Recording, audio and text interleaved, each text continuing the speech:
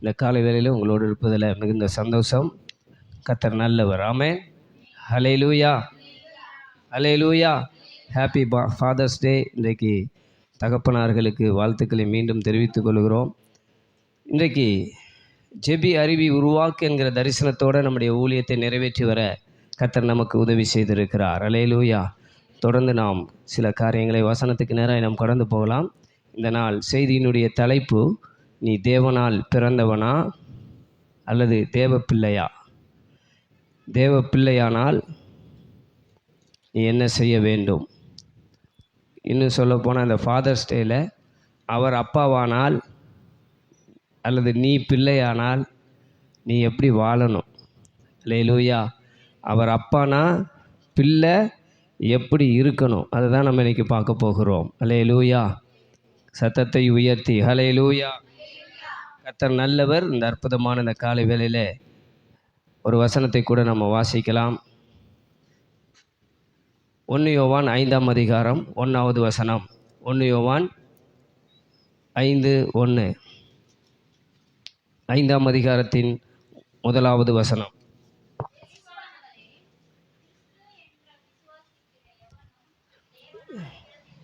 எல்லாரும் சேர்ந்து வாசிக்கலாமா? இயேசுவானவரே கிறிஸ்து என்று விசுவாசிக்கிற எவனும் தேவனால் பிறந்திருக்கிறான்.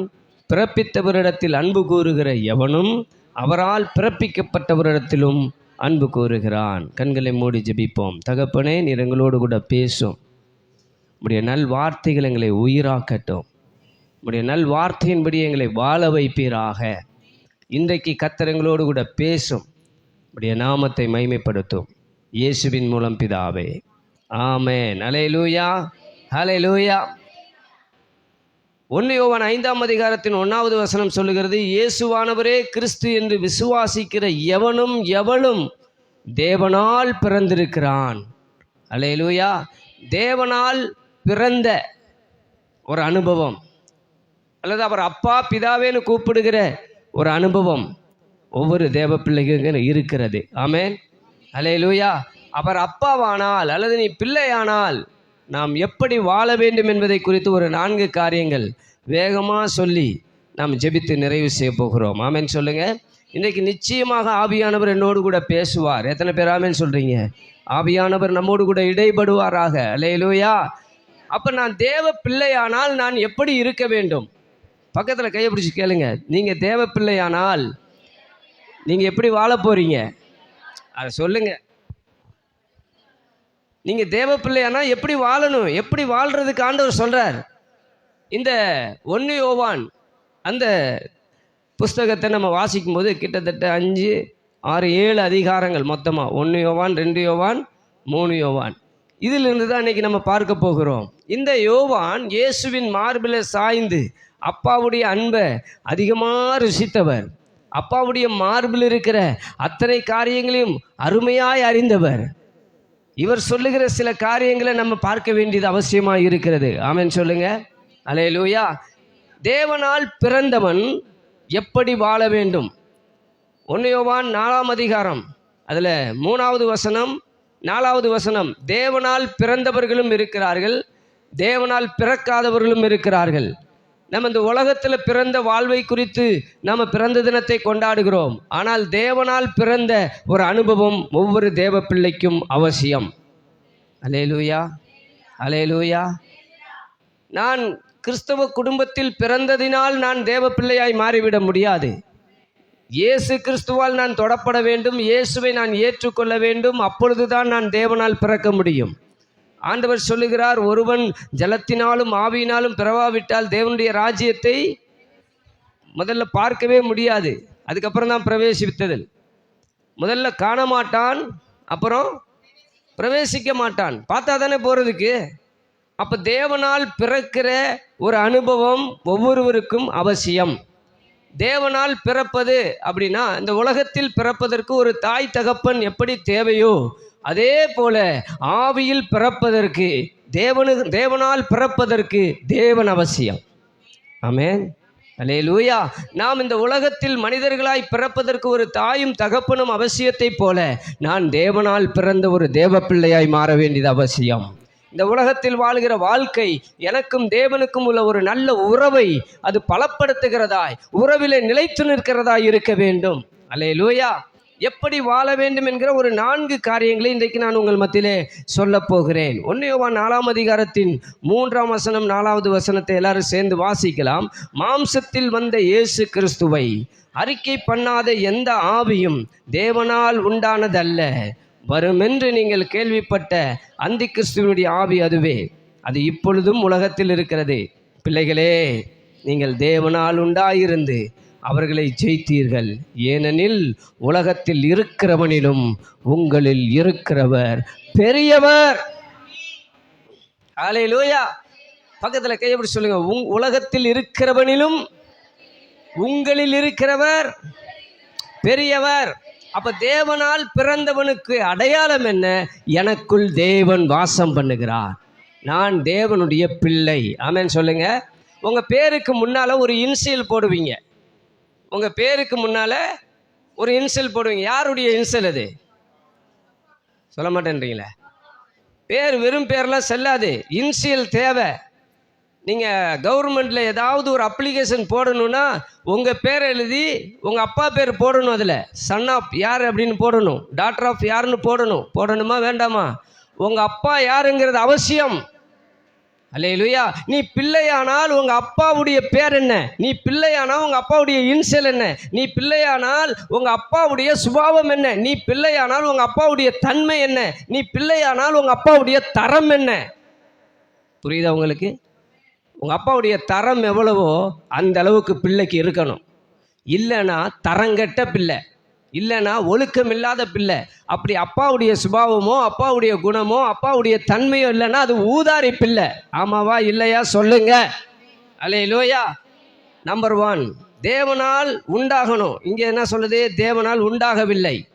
3வது வசனத்தில் 4:3 என்ன வாசித்தோம்? இயேசு கிறிஸ்துவை அறிக்கை பண்ணாத எந்த ஆவியும் தேவனால. அப்போ நீங்கள் உங்கள் அப்பா பேரை சொல்கிறதுனால உங்கள் இன்சியல் போடப்படுது. நீங்கள் தேவனை அறிக்கை பண்ணவில்லை என்றால், இயேசுவின் பெயரை நீங்கள் உச்சரிக்கவில்லை என்றால், இயேசுவை நீங்கள் முன்வைக்கவில்லை என்றால் உங்களுக்கும் அப்பாவுக்குள்ள உறவு இல்லை. நீங்கள் தேவனால் உண்டாகவில்லை. ஆமாவா? சொல்ல மாட்டேன்றீங்களே. ரைட். நம்பர் 1 யோவான் 4ஆம் அதிகாரம் 7வது வசனம் 8வது வசனம் 7, 8. பிரியமானவர்களே, ஒருவரில் ஒருவர் அன்பாய் இருக்க கடவோம். ஏனெனில் அன்பு தேவனால் உண்டாயிருக்கிறது. அன்புள்ள எவனும் தேவனால் பிறந்து அவரை அறிந்திருக்கிறான். அன்பில்லாதவன் தேவனை அறியான், தேவன் அன்பாகவே இருக்கிறார். நீ தேவ பிள்ளையானால் நம்பர் 1 அன்பாயிரு. பக்கத்தில் தட்டி சொல்லுங்க, அன்பாயிருங்கள். ஒரு தேவ பிள்ளை, அதான் சொன்னேன் பாருங்க. எனக்கு இன்னைக்கு ஃபாதர்ஸ் டேன்னு தெரியாது, காலையில் தான் தெரியும். ஆனால் நேற்றுக்கே ஆண்டவர் பேசிகிட்டு இருக்கிறார். நேற்றே ஆண்டவர் சொல்கிறார், நீ தேவ பிள்ளை ஆனால் அப்படின்னா தேவன் உனக்கு தகப்பனானால், புரியுதா? அப்பாவானால், நீ பிள்ளையானால் அன்பாயிரு, அன்பாயிரு. தேவ பிள்ளைகளிடத்துல நான் தேவ பிள்ளை என்பதற்கு அடையாளம் இங்கே என்ன வாசித்தோம்? தேவன் எப்படி இருக்கிறார்? சத்தத்தை உயர்த்தி. அன்பு சகலத்தையும் தாங்குகிறது, சகிக்கிறது, சகலத்தையும் நம்புகிறது, விசுவாசிக்கிறது, அன்புக்கு பொறாமையில்லை என்றெல்லாம் வாசிக்கிறோம். அந்த அன்பு தேவன் நம்மை நேசிக்கிறார். ஆராதனை நேரத்தில் நம்ம பாடணும், தனிமையின் பாதையில் தகப்பனே உம் தோளில் சுமந்ததை நான் மறப்பேனோ. எனக்கு அந்த பாட்டு பாடவே முடியலைங்க. அவ்வளவு அன்பு நம்ம மேலே வச்சிருக்கிற ஆண்டவர், அவ்வளவு தூக்கி சுமந்து இருக்கிறார். நமக்கு தான் தெரியல. நம்ம நினச்சிட்டோம் நம்ம கஷ்டத்தில் நம்ம பெரிய முயற்சி பண்ணி நம்ம வந்துட்டோன்னு. இல்லவே இல்லை. நம்ம கஷ்டத்தில் ஏதோ நம்ம பயங்கரமாக ஜெபம் பண்ணணும், அதனால அதுவும் கிடையாதுங்க. நம்ம உபவாசமும் கிடையாது, நம்ம ஜெபமும் கிடையாது, நம்ம வேத வாசிப்பும் கிடையாது. நம்ம வேத வாசிப்பெல்லாம் நீங்களே உட்காந்து யோசிங்க, நீங்கள் எவ்வளோ படிச்சிருக்கிறீங்க, எவ்வளோ வேதத்தோட நேரத்தை செலவிட்டீங்கன்னு. ஒன்றுமே கிடையாது. ஒன்றே ஒன்று நிச்சயம், அவர் என்மேல் அன்பாக இருக்கிறார். அவருடைய அன்பு பெரியது, அவருடைய இரக்கம் பெரியது, அவருடைய கிருபை பெரியது, அவருடைய தயவு பெரியது. அவர் பெரியவர். உலகத்தில் இருப்பவனை விட எனக்குள் இருக்கிறவர். அவருடைய அன்பு பெரியது. நான் அவருக்கு சத்துருவாய் இருக்கும்போது அவர் என்னை நேசித்தார். நான் அவருக்கு துரோகியா இருக்கும் போது அவர் என்னை நேசித்தார். நான் அவரை விட்டு தூரம் போன போது அவர் என்னை நேசித்தார். அவரையே பார்த்து நீர் யார் என்று கேள்வி கேட்ட போதும் அவர் என்னை, ஆமாவா இல்லையா சொல்லுங்க. அவரை விட்டுட்டு ரொம்ப துணிகரமா நான் போய், எனக்கு அவர் யாருன்னு தெரியும், அவர் பேர் எனக்கு தெரியும், அவருடைய அன்பு எனக்கு தெரியும், ஆனாலும் வேணும்னே உதறி விட்டு ஓடி போன போதும் நான் போய் சிக்கி இருக்கிற இடத்துல, என் தலை சிக்கி இருக்கிற இடத்துல, அந்த காணாமல் போன ஆட்டை போல முள்ளிலே போய் தன் தலை சிக்கி இருக்கும் போது அந்த நல்ல மேய்ப்பன் தேடி வந்து அந்த ஆட்டை கண்டுபிடித்து அந்த முள்ளுகளிலிருந்து தூக்கி எடுத்து, ஆமென், அந்த காயங்களை எல்லாம் மாற்றி தோளிலே தூக்கி சுமந்து வருகிற அந்த நல்ல மேய்ப்பனாகிய தகப்பன் எனக்கு இருக்கிறார். அவர் என் மேல் அன்பு வைத்திருக்கிறார். அவர் என்னை நேசிக்கிறார். ஐயோ, இந்த நேசத்துக்கு முன்பாக, இந்த பாசத்துக்கு முன்பாக, இந்த அன்புக்கு முன்னால யாரு நிற்க முடியாது, யாரு நிற்க முடியாது. என்னை நேசிக்கிற ஒரு தகப்பன்.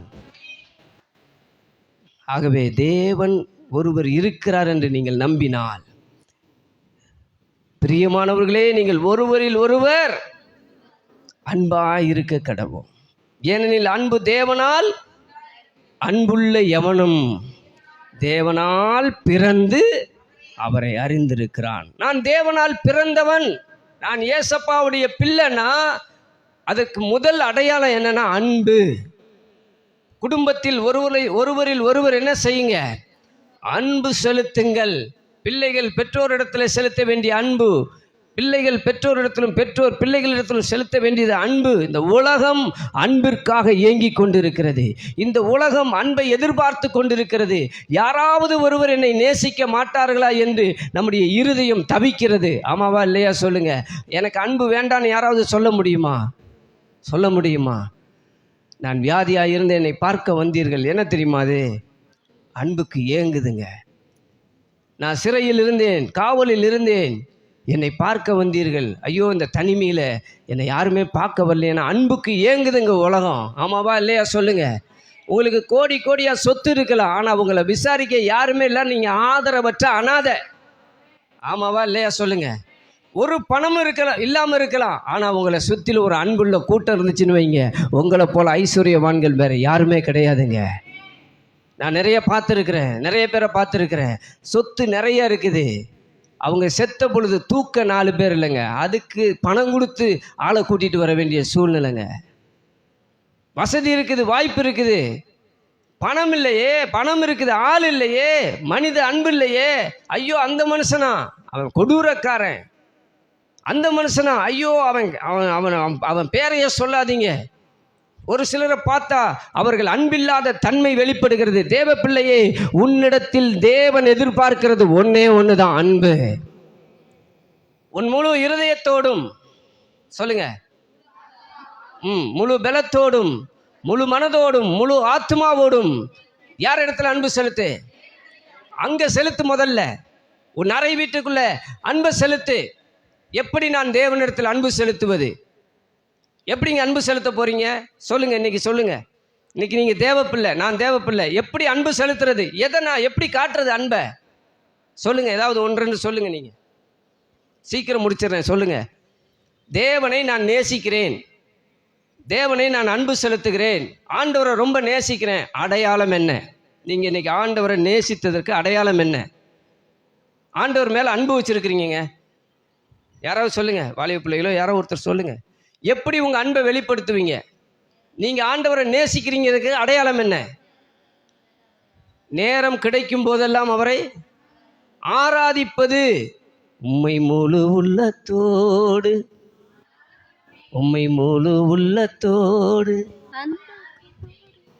அன்பு கூறுவேன்.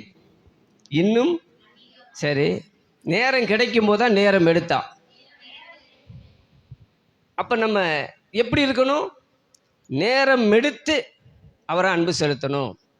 சரி, ஆராதனையில் நான் ஆராதிக்க ஆண்டவரை அன்பு செலுத்துறேன்னு அடையாளம் ஒன்று. ரைட்டு. வேற எப்படி அன்பு செலுத்த போறீங்க? நேசிக்கிறேன் உம்மைத்தானே ஐயா. பாட்டு நல்லா இருக்குது, ராகம் வருதோ இல்லையோ பாடுறோம். நேசிக்கிறேன் நேசிக்கிறேன் நேசிக்கிறேன் நேசிக்கிறேன் நேசிக்கிறேன் இயேசுவே பாடினா போதுமா? உண்மையான நேசம் எது? ஏன் சொல்ல முடியாது? சொல்லணும். உள்ளத்துல இருக்கிறத எப்படி நீங்க சொல்லுவீங்க? ஆபரேஷன் பண்ணுங்க, இருதய ஆபரேஷன் அப்படின்றீங்களா? நான் அவரிடத்தில் அன்பு செலுத்துகிறேன் என்பதற்கு அடையாளம் என்ன? ஆண்டவர்கிட்ட முதல்ல அன்பு காட்டணும். அதுக்கு அடையாளம் என்ன? நேரம் எடுத்து கரெக்டாக சொன்னாங்க ஒரு பாயிண்ட். ஆராதனை செய்வது, அவர்கிட்ட பேசணும்.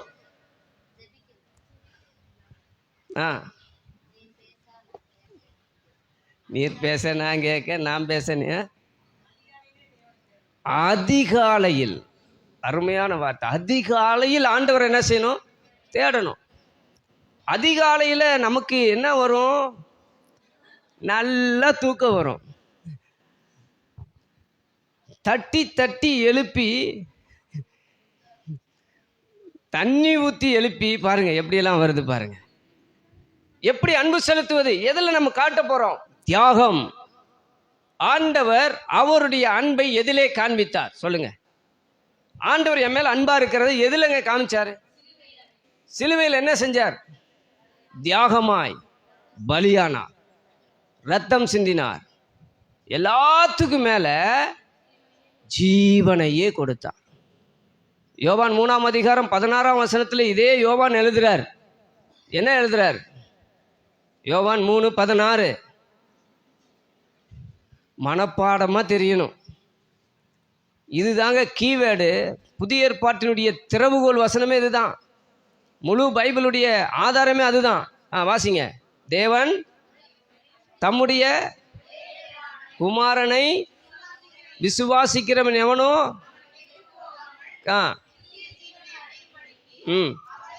அவரை தந்தருளி இவ்வளவாய் உங்களிடத்தில் அன்பு கூர்ந்தார். உலகத்தில்ன்றதை விட உங்களிடத்தில் அன்பு கூர்ந்தார். எவ்வளவாய் அன்பு கூர்ந்தார்? அவருடைய சொந்த குமாரனையே, இயேசுவையே பலியாக, சிலுவையிலே ஜீவ பலியாக தந்து. ஆமென் சொல்லுங்க. அல்லேலூயா, ஸ்தோத்திரம். 1 யோவான் 2ஆம் அதிகாரத்தில் பாருங்க, 1ஆம் வசனம் 2ஆம் வசனம் வாசிக்கிறேன். என் பிள்ளைகளே, நீங்கள் பாவம் செய்யாதபடிக்கு இவைகளை உங்களுக்கு எழுதியிருக்கிறேன். ஒருவன் பாவம் செய்வானானால் நீதிபரராய் இருக்கிற இயேசு கிறிஸ்து நமக்காக நம்முடைய பாவங்களை நிவர்த்தி செய்கிற கிருபாதார பலி. என்ன பலி? பிரித்தெழுதுக. கிருபா வாமா, கிருபாதார பலி பிரித்தெழுதுக. கிருபா தார, சூப்பர். கிருபையாய் தந்த பலி. இன்னும் கூட கிருபை ஆதார பலி.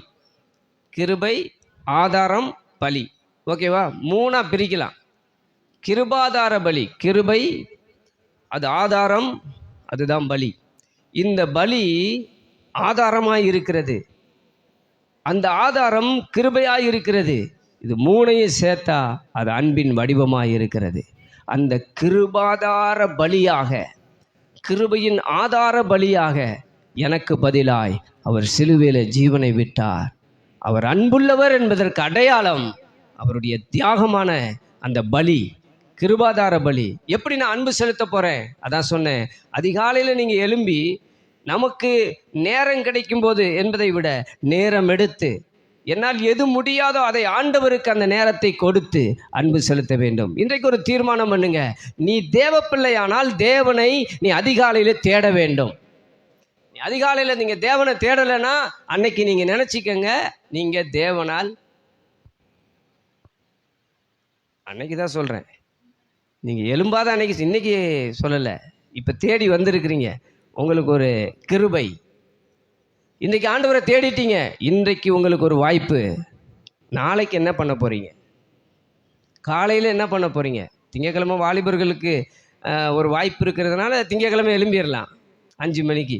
ஸ்தோத்திர பலி, ஸ்தோத்திர பலி அப்பாவுக்கு 25 ஸ்தோத்திர பலி, ஒரு பாட்டு, அப்புறம் ஜெபம், சங்கீத பகுதி, அப்புறம் நம்ம ஒரு அரை மணி நேரம் வசன தியானம். 1 மணி நேரம் முடிச்சுட்டா போதுமா ஒரு நாள்? திங்கக்கிழமை நீ தேவ பிள்ளை, செவ்வாய்க்கிழமை என்ன செய்ய போகிறோம்? அன்புள்ளவன், அன்பாயிருங்கள். எப்படி நீங்கள் தேவனிடத்தில் அன்பு கூற போறீங்க? இரவும் பகலும் கர்த்தருடைய என்னவா இருந்து பாஸ்டர் சொல்லிட்டார், இன்னைக்கு எழுப்பி நிற்க வச்சுட்டாரு, பைபிளை எடுக்க வச்சுட்டாரு, மார்போடு அணைக்க வச்சுட்டாரு, அவர் ஜெபம் பண்ணா பத்தாதுன்னு இன்னொருத்தரையும் ஜெபிக்க வச்சுட்டாரு, இதுக்கு மேலே வாட்ஸ்அப்பில் போட்டு விடுங்கன்றாரு. இதுக்காக நீங்கள் பைபிள் படிச்சிங்கன்னா என்ன பாஸ்டர் பைபிள் படிங்கிறீங்க, இப்போ படிக்க வேண்டான்றீங்க. அதற்காக நீங்கள் படிக்கக்கூடாது, விரும்பி படிக்கணும், விருப்பம் வரணும். ஆட்டோமேட்டிக்காகவே பைபிள் பக்கத்தில் நம்ம கண்ணு போகணும், பைபிள் பக்கத்தில் நம்ம கை போகணும், பைபிள் ஆட்டோமேட்டிக்காக திறக்கணும். ஆண்டவரே நீர் என்னோட பேசும் என்று சொன்னால் அவர் அன்பாய் பேசுவார். இந்த உலகத்தில் எந்த மனுஷனும் பேசுறதை விட அவருடைய வார்த்தை அன்பாயிருக்கும், இனிமையாயிருக்கும், தேனிலும் மதுரமாயிருக்கும், தெளிதேனை விட சிறப்பாயிருக்கிற அவருடைய வார்த்தை. ஆமென் சொல்லுங்க பார்க்கலாம். அல்லேலூயா. முதலாவது, நீ தேவ பிள்ளையா இருந்தா நீ தேவனிடத்தில் அன்பு செலுத்தணும். தேவனிடத்தில் அன்பு செலுத்துகிற ஒவ்வொருவரும் பிறனை நேசிக்கிறவர்களாய் மாற வேண்டும். ஆமென் சொல்லுங்க. நம்பர் 2, ரெண்டாவது, நீ தேவ பிள்ளையானால் 3 யோவான் 1:11. 3 யோவான் 1:11.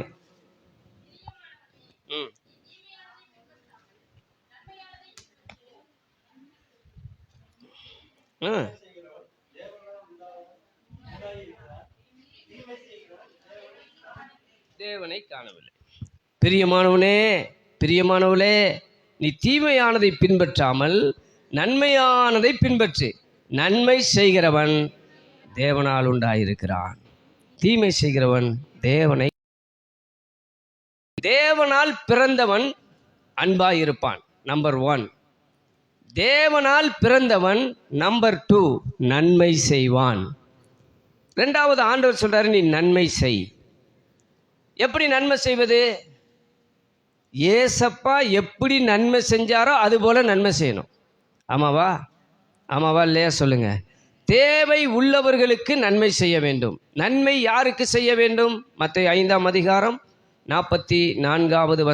மத்தேயு 5:44. யாருக்கு நன்மை செய்யணும்? நான் தேவனால் பிறந்திருக்கிறேன் என்றால் நீங்கள் இயேசுவை ஏற்றுக்கொண்டிருக்கிறீர்கள், ஞானஸ்நானம் எடுத்திருக்கிறீர்கள், அபிஷேகம் பெற்றிருக்கிறீர்கள், கர்த்தருடைய பந்தியிலே நீங்கள் கலந்து கொள்கிறீர்கள், நான் தேவ பிள்ளை என்று சொல்லுகிறீர்கள், பாட்டு நல்லா பாடுறோம், நான் இயேசுவின் பிள்ளை, பயமே இல்லை, என்னாலும் சந்தோஷமேன்றோம், ஆனால் அழுதுகிட்டே தான் பாடுறோம். சந்தோஷன்றோம், ஆனால் என் துக்கம் தாளல பாஸ்டர் அப்படி தான் சொல்கிறோம். இயேசுவின் பிள்ளையானால், நீ தேவனால் பிறந்த பிள்ளையானால் நன்மை செய். யாருக்கு செய்ய வேண்டும்? வாசிங்க மத்தேயு 5:44.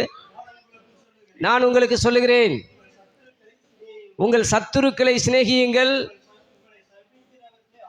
உங்களை சபித்து உங்களை நிந்தித்து சபித்து சாபமுன்றவங்களை ஆசீர்வதிங்க. யாருக்குங்க? நான் தேவ பிள்ளையானால் என்னை பகைக்கிறவர்களுக்கு நான் என்ன செய்ய வேண்டும்? அவளை வரட்டும், ஒரு கை பார்த்துக்கிறேன், குடுமையை பிடிச்சி ஆட்டுறேன், பாஸ்டர் நீங்கள் கொஞ்சம் போங்க, ஏசப்பா கொஞ்சம் இருங்க, நான் ஒரு கை பார்த்துட்டு வர்றேன்ல. பகைக்கிறவர்களுக்கு என்ன செய்யணும்? பேசத்தாங்க செய்வாங்க. இப்படி இருந்தாலும் பேசுவாங்க, அப்படி இருந்தாலும் பேசத்தான் செய்வாங்க. தாவீது சொல்கிறாரு, என் அப்பம் புசித்தவன் என்மேல் என்னை கட்டி பிடிச்சான்னு சொல்கிறாரா? குதிங்கால தூக்குனானே. குதிங்கால எதுக்கு தூக்குறது? மிதிக்கிறதுக்கு. கூட அந்த மிதிக்கிறவன் யாரு? ஒன்றா உட்காந்து பந்தியில் ஒன்றா உட்காந்து சாப்பிட்டவன். சாப்பிட்டு முடித்த உடனே மிதிக்கத்தான் செய்வாங்க. இதுதான் உலகம். பகைக்கிறவர்களுக்கு நாம் என்ன செய்யணும்? அடுத்து என்ன பிரதர் வாசிங்க. அப்படின்னா திட்டுறவங்களுக்கு, நிந்திக்கிறவங்களுக்கு அப்போ இருப்பாங்களா எப்படிலாம்? தேவ பிள்ளையாவா? தேவ பிள்ளைக்கு விரோதமாவா? ஆமாங்க. நீ தேவ பிள்ளை என்பதை எதில் காட்ட போற? நீ அப்பாவுக்கு பிள்ளைன்றதை எதில் காட்டணும்? இயேசு என்ன செய்தாரோ அதன்படி நாம் நன்மை செய்ய வேண்டும். அதில் என்னென்னலாம் வருது பாருங்க. ஃபர்ஸ்ட்லேருந்து வாசிங்க. சொல்லுகிறேன், சத்துருக்கள் இருப்பாங்களா? இருப்பாங்க. அந்த சத்துருவை நேசிக்கணுமா? 2 சபிப்பாங்களா? அவங்கள என்ன செய்யணுமா? வாழ்க வாழ்க வாழ்க அப்படின்னு சொல்லணும். ஆசீர்வதியுங்கள். குறிப்பா நன்மை செய்யணும் சொல்லிட்டு உங்களை பகைக்கிறவங்களுக்கே நீங்க நன்மை செய்யணும். விட்டுறாதன்றாரு. நீ நன்மை செய்யறத விட்டுறாத. நீ யாருங்கிறத அங்கதான் காட்டணும். உன்னை பகைச்சிட்டான் அப்படிங்கிறதுக்காக உன்னுடைய உதவியை அவனுக்கு நிறுத்திராத. உன் சத்துரு பசியா இருந்தா அவனுக்கு ஆகாரத்தை கொடு. தாகமா இருந்தா அவனுக்கு தண்ணியை ஊத்து. நீ தண்ணியை ஊற்றும் போது அவன் தலையில நான் நெருப்ப ஊத்துற அப்படிங்கிறார். ஆமாவா? என்னடா இவங்கள போய் பேசிட்டோமே, இவங்களே கொண்டு வந்து தண்ணி கொடுக்குறாங்க. ஐயோ, யாராவது பசிக்குதே, சாப்பாடு போட மாட்டாங்கன்னா யாரு போடுறா? நம்மளே கொண்டு போய், பிரதர் சாப்பிடுங்க, சிஸ்டர் சாப்பிடுங்க, ஐயோ வாங்க, நல்ல வேலை இன்னைக்கு தான் 1/2 கிலோ கறி எடுத்தேன், வாங்க பிரதர், இந்தாங்க சில்லி போடுங்க. ஆமேன்னு சொல்லுங்க. ஆமேன்னு சொல்ல மாட்டேங்கிறீங்க, சில்லியும் போட மாட்டேன்றீங்க. விடுங்க, வாசிங்க. நீங்க நன்மை செய்யுங்கள். அடுத்து, நிந்திக்கிறவர்களுக்காகவும் துன்பப்படுத்துகிறவர்களுக்காகவும் செய்வோமா? செய்யணுமா? செய்யணுமா வேணாமா சொல்லுங்க. நன்மை செய்வதற்கு ஒரு ஜெபத்தை போடுங்க. நம்ம ஜெபிக்கிற ஆளு, நம்ம ஜெப குறிப்பு என்ன? எந்த குறிப்புக்கு ஜெபிக்கணும்னே தெரியல. உங்களை நிந்திக்கிறவர்களுக்காக, உங்களை துன்பப்படுத்துறவர்களுக்காக என்ன செய்யுங்க? ஜெபம் பண்ணுங்க. அவங்கள அடையாளம் கண்டுபிடிங்க. அவங்களுக்கு எந்த இடத்துல உதவி தேவைன்னு பாருங்க. அதை போய் செய்யுங்கள். நன்மை செய்யுங்கள். பக்கத்தில் ஒரு தட்டி சொல்லுங்க, நன்மை செய்யுங்கள். ரைட். நீதிமொழி 31:23 அதிகாரம் 27 வசனம். நீதிமொழிகள் 3:27. யாருக்கு செய்யணும் நன்மை? நன்மை செய்யும்படி உனக்கு திராணி இருக்கும்போது அதை செய்யத்தக்கவர்களுக்கு. நமக்கு தெரியும், இப்ப நல்லா தெரியும் நன்மை செய்யணும்னு. ஆனா உங்ககிட்ட வந்து கேட்கும்போது உங்ககிட்ட இல்லைன்னா கடன் வாங்கி செய்யாதீங்க. அடுத்தவங்களை போய் இந்த குழுவில் இழுத்து விட்டு மாட்டி விட்டுறாதீங்க. ஸ்தோத்திரம். இப்படி சொன்னா புரியுது பார்த்தீங்களா? அதுக்கும் வசனம் இருக்குதா? சீட்டு மடியில் போடப்படும், அதனால சீட்டில் கொண்டு போய் சிக்க வச்சிடாதீங்க. அந்நியனுக்காக பிணைப்படுவது பிணைப்படாதன்னு தான் இருக்குது. நம்ம போய் எல்லாத்தையும் வாங்க, எனக்கும் 50,000 ரூபா கடன், உங்களுக்கும் 50,000 கடன், 60,000 ரூபா லோனில் தர்றான், நான் வாங்கக்கா, ஒரு ஆளு குறையுது, வாங்க வாங்க வாங்க, அம்மா வாங்க, ஐயா வாங்க. ஐயாவை எங்கே கூப்பிட்டீங்க? அம்மாவா போனால் தான் கிடைக்கிது. ஸ்தோத்திரம். மானியம் தர்றேன், காணியம் தர்றேன்னு இருக்கிறதெல்லாம் கொண்டு போய் ஐமார்க்கில் கொண்டு போய் விட்டுறான். ஸ்தோத்திரம். எனக்கு கூட பாருங்க, ஸ்தோத்திரம், போன வாரத்தில் ஃபோன் வந்துச்சு. ஒரு நபர் பேரை சொல்லி தெரியுமான்னு என் ஃபோனுக்கு வந்தால் பார்த்தா சிஸ்டர் ஃபோனுக்கும் வந்துச்சு. என்ன இவ்வளோ அக்கறையாக விசாரிக்கணும்னா, ஆக்சிஸ் பேங்க்கில் கார்டு வாங்கியிருக்காராம். ஸ்தோத்திரம். நான் கூட பணம் கொடுக்க போகிறாங்கன்னு நினச்சா 10 வருஷத்துக்கு முன்னால் கார்டு. அவர் இன்னும் பணம் கட்டாததுனால எனக்கு கூப்பிட்டுருக்குறாங்க. அவரை தெரியுமான்னு, பழைய வீட்டில் இருந்த அவரை தெரியுமான்னு கேட்டு எங்களுக்கு போனு. ஸ்தோத்திரம். செல்லத்துறையை தெரியுமா? தெரியும். தெரியலன்னு சொன்னேன். என்ன விஷயம் அப்படின்னு. இல்லை, பேங்க்லேருந்து கூப்பிட்றோம், சென்னையிலேருந்து கூப்பிட்றோம். ஆக்சிஸ் பேங்க் பிடிச்சி நல்லா சத்தம் போட்டு விட்டேன்.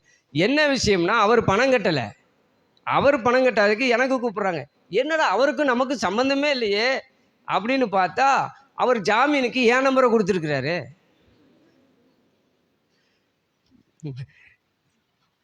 என்னடா அது, சென்னையிலேருந்து பேங்க்லேருந்து நமக்கு கூப்பிட்றாங்க, நம்ம கட்டணம் கட்டுறதுக்கு பணம் தருவாங்கன்னு பார்த்தா, ஸ்தோத்திரம், எவனோ அப்படிதான் சொல்ல வேண்டியிருக்கு. யாரோ வாங்கினதுக்கு என்ன கூப்பிடுறீங்களேன்னு கேட்டால், இல்லைங்க உங்கள் பேரை தான் கொடுத்துருக்குறாங்க உங்களுக்கு, நீங்கள் அவர் சொன்னாதான், அவரை தெரியுமா, அவர்கிட்ட பேச முடியுமா, அவர் சொன்னாதான் உங்கள் நம்பரை இங்கேருந்து எடுப்போம். நாங்கள் பாருங்கள், கோவம் வந்துருச்சு எனக்கு. நீங்கள் யார் என் நம்பரை அங்கே வச்சுருக்கிறீங்க, நான் உங்கள் மேலே கம்ப்ளைண்ட் பண்ணுவேன் அப்படின்ட்டேன். கம்ப்ளைண்ட் பண்ணுவேன்னு சொல்லி பயங்கரமாக திட்டி விட்டு, இல்லை சார் அப்படி சார் எப்படி சார், நீங்கள் ஆக்சிஸ் பேங்க் தானே, உங்கள் கிளை இங்கே திருப்பூரில் இருக்குது தானே? இல்லை, எப்போ கொடுத்தாங்கன்னா 10 வருஷத்துக்கு முன்னால் கொடுத்தாங்களாம். அன்னைக்கு அவர் பணம் வாங்கும்போது கூப்பிட்டுனீங்கன்னா நான் கொஞ்சம் பாதி வாங்கியிருப்பேன்ல. ஸ்தோத்திரம். அப்படி தான் இருக்குது. நன்மை செய்யும்படி எல்லாம் சொல்லுங்க. உனக்கு திராணி இருக்கும்போது நன்மை செய்யத்தக்கவர்களுக்கு. சும்மா வம்பளை இழுத்து மாட்டி விட்டுக்கிட்டு இருக்கக்கூடாது. நான் தேவ பிள்ளைன்னு அப்புறம் இந்த சர்ச்சுக்குள்ளேயே வந்து இந்த ஃபைனான்ஸ் பேசுறது, இந்த குடுக்கல் வாங்கல் வச்சுக்கிட்டு, அப்புறம் 2 வாரம் வரல, 2 வாரம் காசு கொடுக்கலன்னு எப்படியும் ஞாயிற்றுக்கிழமை பாருங்க, நடந்துச்சோ என்னவோ தெரியல. அப்போ பார்த்துக்கலாம், விடாத புடின்ற மாதிரி இருக்குது. நன்மை யாருக்கு செய்ய வேண்டும்? இந்த உலகத்தில் சொல்கிறாங்க, பாத்திரம் அறிந்து அது மாதிரி. ஸ்தோத்திரம். இப்போ இந்த வசனம் நீதிமொழிகள் 3:27 சொல்லுகிறது, நன்மை செய்யும்படி உனக்கு திராணி இருக்கும்போது செய்யாமல் இராதே, செய்கின்றாரு. திராணி இருந்தா செய்யத்தக்கவர்களுக்கு செய்யுங்கள், நீங்கள் தேவ பிள்ளையானால். ஆமென் சொல்லுங்க. ஏசாயா தீர்க்க தரிசன புஸ்தகம் 1:17 இந்த நன்மை செய்வதற்கு ஒரு ஸ்பெஷல் கிளாஸ் போகணும். நீங்கள் ஸ்பெஷல் கிளாஸா, சண்டே கிளாஸா, என்ன பாஸ்டர் சொல்கிறீங்க? 1:27 வாசிங்க. ஏசாயா தீர்க்க தரிசன புஸ்தகம் 1:27 வாசிங்க சத்தமா. நன்மை செய்ய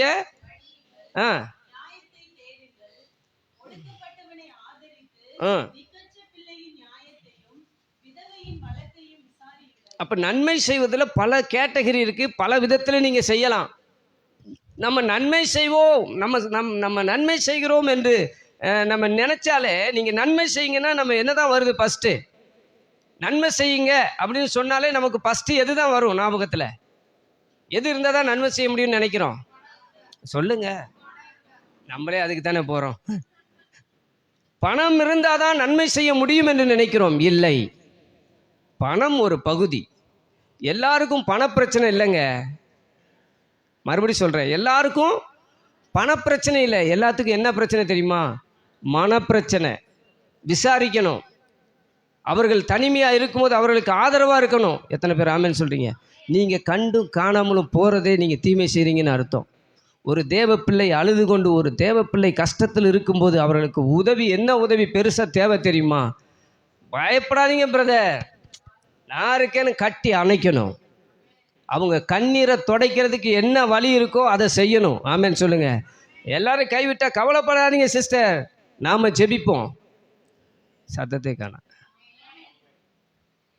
எங்கே நான் போனால் இப்போ என்கிட்ட ஏதாவது கேட்டுட்டா என்ன பண்ணுறது? இருக்கிறது ஒரே ஒரு கம்மல் தான். அது இல்லைங்க. ஃபஸ்ட்டு விதவைகளை விசாரியுங்கள், திக்கற்றவர்களை விசாரியுங்கள், அழுகிறவர்களுடனே அழுங்கள், துக்கப்படுகிறவர்களுடைய அந்த துக்க வீட்டுக்கு போங்க, துக்கத்தை விசாரிங்க, அவங்களோட நேரத்தை செலவிடுங்க. ஆமென் சொல்ல மாட்டீங்களா? உங்களுக்கு பணம் இல்லாதது பிரச்சனை இல்லைங்க, மனம் இல்லாதது தான் பிரச்சனை. என்னை போல மாறுங்கள் என்று இயேசு சொல்லுகிறார். நன்மை செய்யுங்கள், நன்மை செய்ய படியுங்கள். எங்கே அதை சொல்லிக் கொடுக்குறாங்க? இங்கே சொல்லிக் கொடுக்குறாங்க. நன்மை எப்படி செய்வது என்று எங்கே நான் கற்றுக்கொள்வது? வேதத்தில் கற்றுக்கொள்ளலாம். யாருக்கு நன்மை செய்யணும்? பகைக்கிறவர்களுக்கே. சொல்லுங்க. உங்க எதிராளி கீழே விழும்போது நீங்கள் சந்தோஷப்படாதீங்க, உங்கள் சத்துரு விழும்போது நீங்கள் சந்தோஷப்படாதீங்க. அந்த நேரத்தில் போய் சொல்லுங்க, எல்லாம் சகஜம்தான் பிரதர், எல்லாம் அப்படி தான் இருக்கும் பிரதர், எல்லாம் அப்படி தான் இருக்கும் சிஸ்டர், கவலைப்படாதீங்க, நாங்கள் உங்களுக்காக ஜெபம் பண்ணிக்கிறோம், நாங்கள் உங்களுக்கு துணையாக நிற்கிறோம். ஏதாவது ஒன்றுனா கூப்பிடுங்க. போகிறதும் போகிறது ரெண்டாவது. சொன்னீங்கனாலே உங்களுக்கு ஆறுதல். ஆமாவா இல்லையா சொல்லுங்கள். நன்மை செய்ய படியுங்கள். 3 1 யோவான் 5:18 தேவனால் பிறந்த எவனும் பாவம் செய்யான் என்று அறிந்திருக்கிறோம். 1 யோவான் 5:18 வாசிங்க.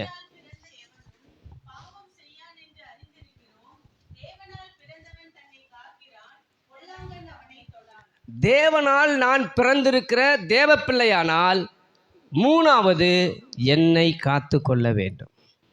நீ தேவ பிள்ளையானால் உன்னை காத்து கொள்ள வேண்டும். நீ தேவ பிள்ளையானால் தேவனிடத்தில் அன்பு செலுத்தணும் 1. நீ தேவ பிள்ளையானால் நன்மை செய்யணும் 2. நீ தேவ பிள்ளையானால் என்ன செய்யணும்? உங்களை நீங்கள் காத்துக்கணும். வேற யாரோ வந்து என்னை காப்பார்கள் அதெல்லாம் கிடையாது. இன்றைக்கு நாம் நம்மை காத்து கொள்ளாவிட்டால், அல்லேலூயா, வேதம் சொல்லுகிறது, எல்லா காவலோடும் இருதயத்தை நீ காத்துக்கொண்டால் உன் வாழ்க்கையை நீ காத்துக்கொண்டாய், உன் சிந்தையை நீ காத்துக்கொண்டாய். கண்டபடி இருதயத்தை அலைய விடுறது. வாலிப பிள்ளைங்களாம் சும்மா இஷ்டம் போல, அதான் சொல்லுது பிரசங்கில 11 அதிகாரம் 12 அதிகாரம் அப்படியே 9 10லேருந்து அப்படி நீங்கள் கண்டினியூவாக பார்த்தீங்கன்னா வாலிப பிள்ளைகளை குறித்து சொல்லுது. நீ கண்ணு பார்த்தா கண் போன போக்கில் போ, கால் நடக்கணும், இங்கே தான் போகணும், இவன் பின்னால் போகணும்னு தோணுதா போ. கை ஏதாவது தொடணும்னு நினைக்கிற தொடு, ஏதாவது செய்யணும்னு நினைக்கிற செய். உன்னை தடையே பண்ணல பாருங்க. அப்படிதானா? வாசிங்க அந்த வசனத்தை, பிரசங்கி எத்தனை வசனம் சொல்லிட்டு வாசிங்க. 11:9 வாசிங்க. வாலிபனே ஏதாவது துக்கப்படுன்னு சொன்னாரா? அழுதுகிட்டுன்னு சொன்னாரா? அப்போ பைபிள் என்ன சொல்லுது? வாலிப பிள்ளைகளே சந்தோஷமா இருங்கன்னு சொல்லுது. ஆனால் நீ எந்த சந்தோஷத்தை தேடி போகிறாய்? உன்னை நீ காத்துக்கொள்ள வேண்டியது அவசியம். வாசிங்க. உன் வாலிப நாட்களிலே நீ எதுலெல்லாம் சந்தோஷமா இருக்கணுமோ, உன் மனசு உன்னை ரொம்ப அப்படியே குதூகலமாக வச்சிருக்கட்டும்ன்றாரு. நீ ஆடணும்னு நினைக்கிறியா? ஆடு. அதனால எங்கேயாவது போய் ஆடிக்கிட்டு இருக்கக்கூடாது. ஸ்தோத்திரம். வீட்டுக்குள்ளே 4 கதவை சாத்திட்டு நீ டான்ஸ் பண்ணிக்கோ. கர்த்தர் நல்லவர் அப்படின்னு நீ அப்படியே லெஃப்டோ ரைட்டோ காலை தூக்குவியோ கையை தூக்குவியோ என்னவோ பண்ணு. நீ களிப்பாயிரு, ஆனந்தமாயிரு, சந்தோஷமா இரு. தடையே இல்லைன்றாரு பாருங்க. வாசிங்க. நெஞ்சில் மனசில் யோசனை பண்ணுற அந்த வழிகளிலும் நிறுத்துங்க. ஏன் அது ஒரு நான் சொல்கிறேன், இப்போ வாசித்த வரைக்கும் ஏதாவது தடை பண்ணாரா ஆண்டவர்? அழு, ஒப்பாரி வை, மூஞ்சி அப்படி தொங்க போட்டுக்கிட்டு போ, அப்படி ஏதாவது சொல்லியிருக்கா பாருங்க? வாலிப பிள்ளைகளே, என் பிள்ளைகளே கேளுங்க. எங்கள் பின்னால் கொஞ்சம் மறைஞ்சிருக்கிற வாலிப தம்பிமார்களே, உங்களை ஏதாவது பண்ண வேண்டாம்னு பைபிள் சொல்லுதா? ஏன் இதை வெறுக்கிறோம்? வேண்டான்னு சொன்னா தானே வெறுக்கணும். செய்யும் தானே சொல்றாரு. ஆமாவா இல்லையா சொல்லுங்க. நீ சந்தோஷமா இருன்றாரு. அடுத்து வாசிங்க. இப்ப ஆனாலும் வாலிப பிள்ளைங்களாம் வாசிக்கிறாங்க பாருங்க சத்தமா. வாசிங்க வாலிப பிள்ளைங்களா. ஆனாலும் இவை எல்லாவற்றின் நிமித்தமும் சேர்ந்தான் வாசிங்களே வாலிப பிள்ளைங்க சத்தமா.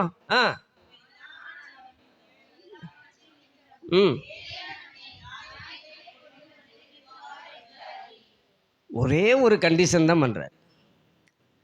எல்லாமே நீ செய்யலாம், எதுவுமே தடை இல்லை. ஆமாவா? வாலிப பிள்ளைகள் ஏதாவது செய்ய வேண்டாம்னு சொன்னாதான் நம்ம என்ன செய்யணும்?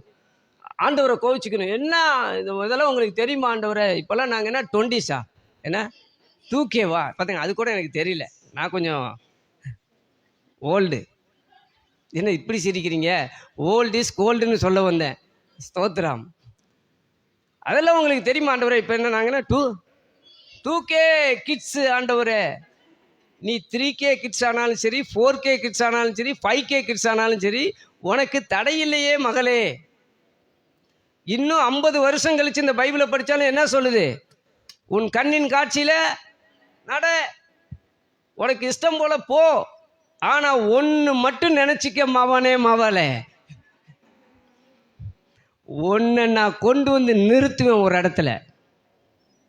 புரியுதா உங்களுக்கு? அந்த இடத்த மட்டும் நீ நினச்சிக்கிட்டே நீ உன் கண்ணுக்கு போன போக்கில் போ, உன் இஷ்டம் போல போ. அப்படின்னா என்ன அர்த்தம் தெரியுமா? 4ஆம் அதிகாரம் நீதிமொழி 4:4 வாசிங்க. அடுத்து இந்த 12:1 வாசிங்க. பிரசங்கி 12:1. நீ உன் வாலிப பிராயத்திலே அதை மட்டும் நினச்சிக்கோன்றாரு. ஆனால் நீ அதை நினைச்சாலே உனக்கு சந்தோஷம்தான். அவர் சில சந்தோஷங்களுக்குள்ளே உன்னை கொண்டு போவார். அவர் உன்னை சில காட்சிகளுக்குள்ளே கொண்டு போவார், சில வழிகளுக்குள்ளே உன்னை நடத்துவார். அதுதாங்க சந்தோஷம். ஆமாவா இல்லையா சொல்லுங்கள். வாலிப பிள்ளைகளே, நீங்கள் தடையில்லை, நீங்கள் உங்களை காத்துக்கணும். அதுதான் இப்போ மேட்ரு. அப்பாவுக்கு பயந்து, அம்மாவுக்கு பயந்து, பாஸ்டருக்கு பயந்து, பக்கத்து வீட்டுக்காரனுக்கு பயந்து அல்ல, உன்னை நியாயத்தில் கொண்டு வந்து நிறுத்துகிற தேவனுக்கு பயந்து உன்னை காத்துக்கொள். தீமோத்தேயுக்கு பவுல் சொல்றாரு, பாலியத்துக்குரிய இச்சைகளுக்கு விலகி ஓடு, ஓடிக்கிட்டே இரு. ஏன் ஓடணும்? அங்க நியாய தீர்ப்பு கொடுக்கிற ஒரு தேவன் இருக்கிறார். யோசேப்பு பரிசுத்தத்தை காத்துக்கொண்டு தன் வஸ்திரத்தை அவள் பிடித்த போது விட்டுட்டு ஓடுனான். ஏன்? தன்னை காத்து கொண்டான். நீ தேவ பிள்ளையானால் உன்னை காத்து கொள்ள வேண்டியது அவசியம். 12:1 என்ன சொல்லுது பாருங்க. நினை. அப்போ ஒரு நாள் வருது, ஞாபகம் வச்சுக்கோ. தீங்கு நாட்கள் வராததுக்கு முன்னும் நீ இப்ப பிரியமானது பிரியமானது பிரியமானவளே, இது வேற நான் சொல்றது, இது இங்க நம்ம பாடுற பாட்டு. வாலிப பிள்ளைங்க, பிரியமானவனே அது இல்லை. சிநேகிதனே சிநேகிதியெல்லாம் கிடையாதுங்க. ஸ்தோத்திரம். நீங்க வேற எதையும் யோசிக்க மாட்டீங்கன்னு நினைக்கிறேன். சிநேகிதனே சிநேகிதியே, உன்னை தேவன் நேசிக்கிறார் என்பதை அறிந்து இந்த வாலிப பிராயத்தில் உன்னை காத்துக்கொள்ள கர்த்தர் உதவி செய்வாராக. அல்லேலூயா. வாசிங்க, நீதிமொழி 4:4 வாசிங்க.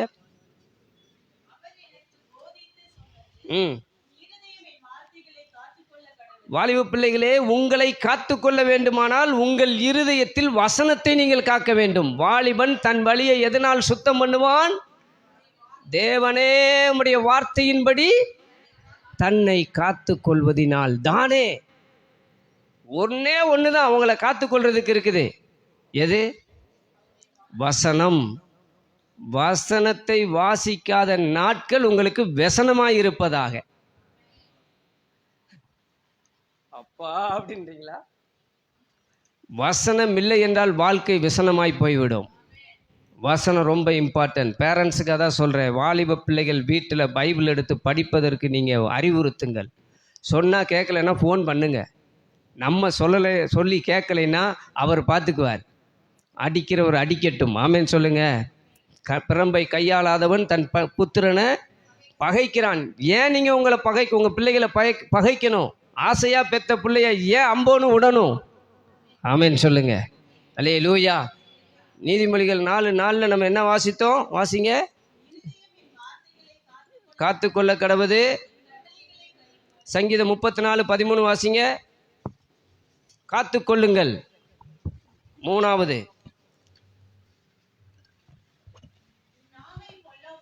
உன் நாவை பொல்லாப்புக்கும் நீ காத்துக்கொள்ள வேண்டியது உன் வாய. பல்ல காமிச்சிட்டு இருந்தா போயிடும், வாழ்க்கை போயிடும். சிரிச்சு சிரிச்சு பேசிக்கிட்டு யாரோடையோ சிரிச்சு பேசிக்கிட்டு இருந்தால் வாலிபம் போயிடும், கற்பு போயிடும், பரிசுத்தம் போயிடும், வாழ்க்கை முடிஞ்சிடும். அதுக்கப்புறம் ஐயோ அப்படின்னா ஒன்றுமே முடியாது. ஆமாம் இல்லையா? சொல்லுங்க. அல்லேலூயா. உன் வாயை, உன் நாவை நீ காத்துக்கொள்ள வேண்டியது அவசியம். தேவ பிள்ளைகளே, நான் தேவனால் பிறந்திருக்கிறேன் என்றால் சில நேரத்தில் நான் பேசாமல் இருப்பது நல்லது. அடிக்கப்படும் போது இயேசு கிறிஸ்துவானவர் எப்படி இருந்தார்? சொல்லுங்க. அவருக்கு பேச தெரியாதா? அவர் அந்த நேரத்தில் ஒரு வார்த்தை சொல்றாரு. அந்த நேரத்தில், எப்பா நான் இப்போ வேண்டிக் கொண்டால் எத்தனை லேகியோன்? 12 லேகியோனுக்கு அதிகமாக இப்போ மேலேருந்து டபார்னு வந்து நிரம்பிடுவாங்க. ஒரு லேகியோன் எத்தனை? 1000. ஒரு லேகியோன் எத்தனை ஆயிரம்?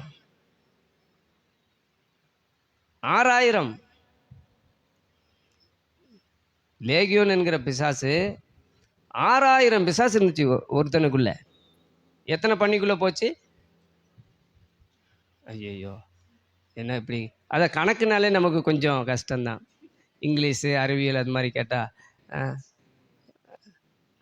6000 பிசாசு, 2000 பண்ணி, ஒரு பண்ணிக்குள்ளே 3. ஒரு பண்ணிக்குள்ளே கூட 3 பிசாசு தான் குடியிருக்க முடியுது.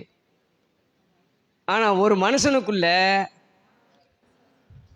6000 பிசாசு இருக்க முடியுது. என்ன காரணம்? காத்து கொள்ளவில்லை. புரிஞ்சா? பண்ணி கூட காத்துக்குது. 3க்கு 4வது பிசாசு வரும்போது இடம் இல்லை. எங்கடா வந்த அப்படிங்குது. அதுவே 3க்கு மேல தாங்கல பண்ணி, அதுவே தற்கொலை பண்ணி சாவுது. 3 பிசாசு உள்ள வந்த பண்ணி கூட அது சரியான முடிவு எடுக்குது.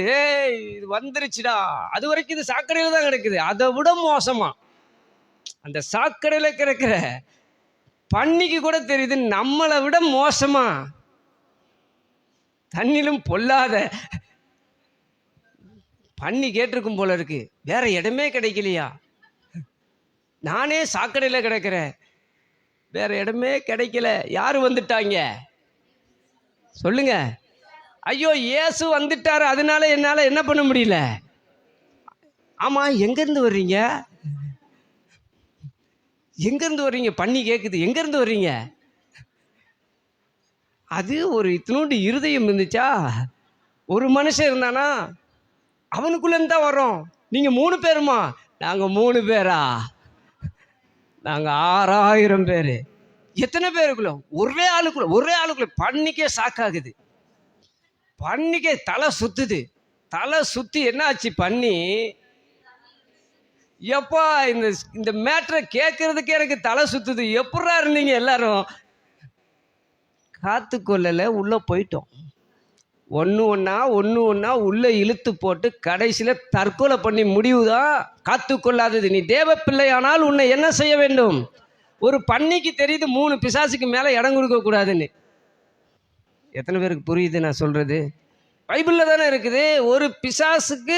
ஒரு பிசாசு ஒரு பன்னிக்குள்ளே போகிறதுக்கு கூட 3க்கு மேலே போக மாட்டேங்குது. நமக்குள்ளே ஏகப்பட்டது வந்து சேர்ந்துருதுன்னா காத்து கொள்ளவில்லை. வழிகள் அடைக்கப்பட வேண்டும், வேலி அடைக்க வேண்டும், இருதயத்தை காத்து கொள்ள வேண்டும். கண்களில், காதுகளில், ஐம்புலன்களுக்குள்ளே வர வேண்டியது தேவ பிரசனமே தவிர தேவையில்லாத காரியம் அல்ல. உன்னை நீ காத்து கொள்ள வேண்டியது அவசியம். நீ தேவ பிள்ளையானால் உன்னை சொல்லுங்க காத்துக்கொள். அல்லேலூயா. கண்டதை உள்ள கொண்டு வரக்கூடாது. உன் நாவை பொல்லாப்புக்கு விலக்கி காத்துக்கொள். உன் உதடுகளை காத்துக்கொள். உன் இருதயத்தை காத்துக்கொள். அப்போ தற்கொலை பண்ணி சாவுற அளவுக்கு பன்னிக்கே ஒரு முடிவு எடுத்துருச்சுன்னா இத்தனை 1000 பிசாசை வச்சுக்கிட்டு உள்ள எப்படி தான் வாழ்கிறாங்களோ தெரியல. ஆண்டவர் இயேசு சொன்னார் அந்த சிலுவைக்கு போகும்போது, நான் இப்போ ஒரு ஜெபம் பண்ணால் எத்தனை 1000 12 லேகியோன் இறங்கிடுவாங்கன்னாரு. இப்போ கணக்கு போட்டுக்கங்க. நீங்கள் அந்த கணக்கிலே கொஞ்சம் யோசிக்கிறதுனால இது கொஞ்சம் பெரிய கணக்கு. இது சீக்குவல்ட்டு அதெல்லாம் போட்டு வீட்டில் போய் யோசித்துக்கங்க. ஒரு லேகியோன் 6000 போட்டார் பாருங்க. ஆண்டவர் சொல்றாரு 72,000 பேர். டே ஏரோது, நீ இப்போ என்ன கேட்டுக்கிட்டு இருக்க? இந்த செகண்டு நான் ஜெபம் பண்ணா, என் வாயை திறந்தா எத்தனை 1000 பேர் இறங்குவாங்க?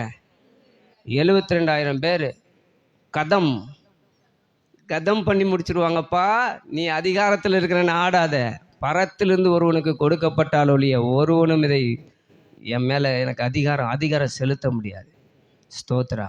சில நேரங்களில் நீ தேவ பிள்ளையானால் வாயை பொத்தி கொண்டு அமைதியாக இருக்க வேண்டியது அவசியம். ஆமென் சொல்லுங்க. வல்லம் இருக்குது, ஜெபம் இருக்குது, அபிஷேகம் இருக்குது. அதை இழந்து போகக்கூடாது. சில காரியங்களுக்கு கதவை திறந்துட்டு, சில நபர்களுக்கு நீங்கள் கதவை திறந்துட்டீங்கன்னா உள்ளே இருக்கிற அத்தனையும் போயிடும். எத்தனை பேருக்கு புரியுது?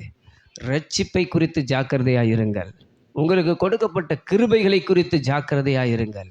ஆண்டவர் உங்கள் மேலே வச்சிருக்கிற அந்த அபிஷேகத்தை குறித்து ஜாக்கிரதையாக இருங்கள். காத்து கொள்ள வேண்டியது அவசியம். பரியாசக்காரன் உட்கார்ற இடத்துல என்ன செஞ்சிடாதீங்க? துன்மார்க்கமாக போகிறவனோட பின்னால் என்ன செஞ்சிடாதீங்க? அவன் மோசமானவனா? பிள்ளைகளே ஜாக்கிரதை, அவன் பின்னால் போயிடாதீங்க, உங்களை சிக்க வச்சிருவான். காத்து கொள்ளுங்கள். பக்கத்தில் ஒரு தட்டி சொல்லுங்கள், காத்து கொள்ளுங்கள். நீங்கள் தேவ பிள்ளையானா நீங்கள் என்ன செய்யணும்? ரைட். நம்பர் 4 1 யோவான் 5 4ஆம் அதிகாரம் 4ஆம் வசனம் 5ஆம் வசனம். 1 யோவான் 5 4 5 வாசிங்க.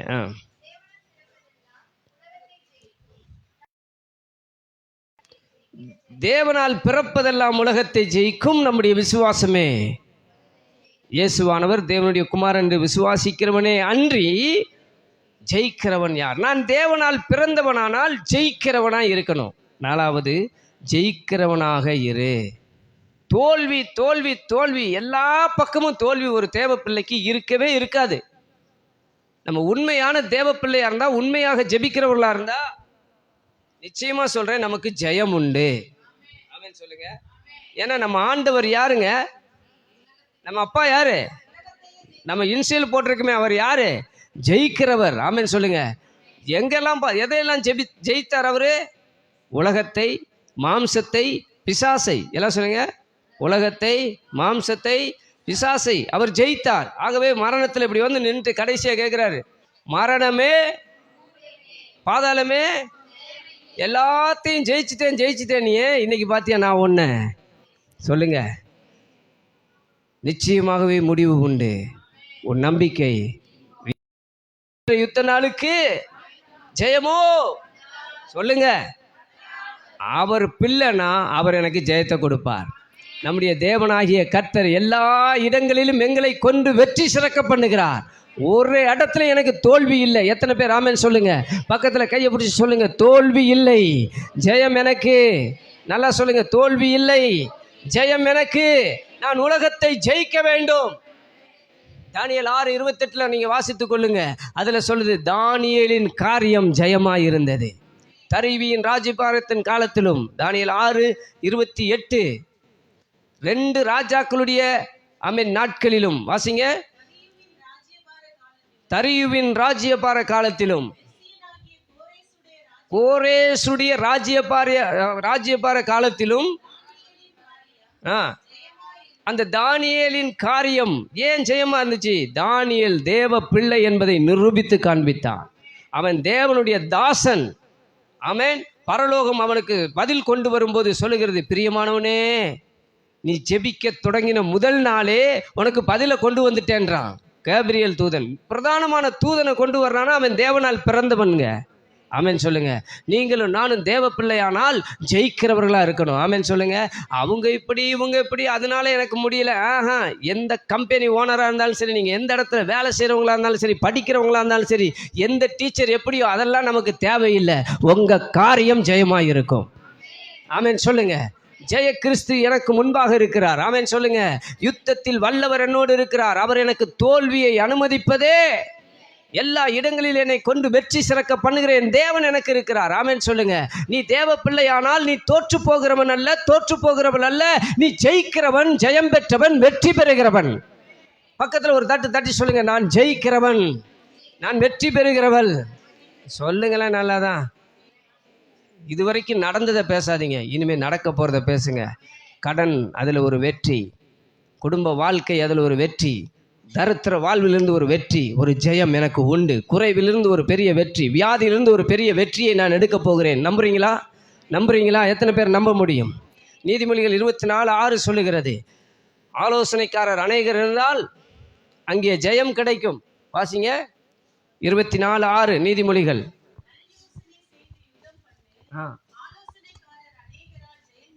உங்களுக்கு ஆலோசனைக்காரர்கள் அவசியம். அதே நேரத்தில் யாருக்கிட்ட போய் ஆலோசனை கேட்குறீங்கன்றது ரொம்ப முக்கியம். புரியுதா உங்களுக்கு? ஆலோசனைக்காரர்கள் அநேகர் இருப்பது தான் தேவ சபை. ஒரு தேவ பிள்ளை இன்னொரு தேவ பிள்ளைகிட்ட கேட்கணும். ஊழியக்காரனுடைய ஆலோசனை, தேவ ஆலோசனை, மூத்த முதியோர்களுடைய ஆலோசனை நமக்கு தேவை. ஒரு ராஜா முதியோர்களுடைய ஆலோசனையெல்லாம் தள்ளி தன்னோடு இணைந்த வாலிபர்களுடைய ஆலோசனையை அவன் கேட்டான். அவனும் நாஸ்தியாக, அவன் தேசமும் நாஸ்தியாக போச்சு. வேதத்தில் இன்றைக்கி தேவ பிள்ளைகளே, ஆலோசனைக்காரர் அநேகர் இருந்தால் நமக்கு ஜெயம் கிடைக்கும். ஆமென் சொல்லுங்க.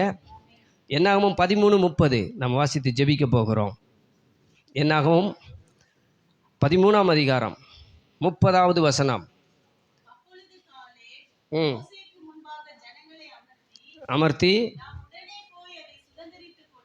நாம் உடனே போய் அதை சுதந்தரித்துக் கொள்வோம். தேவ பிள்ளை எப்படி சொல்லுவான் தெரியுமா?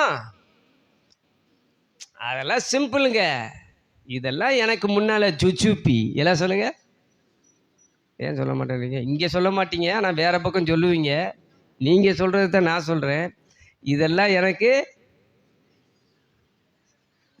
சொல்லாட்டி விடுங்க, பரவாயில்ல. எளிதாய் ஜெயிக்கலாம். எல்லாம் சொல்லுங்க. யாவரும் எழுந்து நிற்போம். எளிதாய் ஜெயிக்கக்கூடிய ஒரு ஜெயத்தை ஆண்டவர் வைத்திருக்கிறார். நீ தேவ பிள்ளையானால் 4 காரியங்களை சொன்னேன். 1 அன்பாயிரு, 2 நன்மை செய், 3 உன்னை காத்துக்கொள், 4 ஜெயம் பெற்றவனாயிரு, ஜெயிக்கிறவனாயிரு. இந்த 4 காரியங்கள் அவர் அப்பானா நான் பிள்ளைனா இது நிச்சயம் நடக்கும். ஆமென் சொல்லுங்க பார்க்கலாம். ஜெயம் கொடுக்கும் தேவனுக்கு கோடி கோடி ஸ்தோத்திரம், வாழ்வளிக்கும் இயேசு ராஜாவுக்கு வாழ்நாளெல்லாம் ஸ்தோத்திரம். ஜெயம் கொடுக்கும் தேவனுக்கு கோடி கோடி ஆமென் ஆமென் ஆமென் ஆமென் வாழ்வ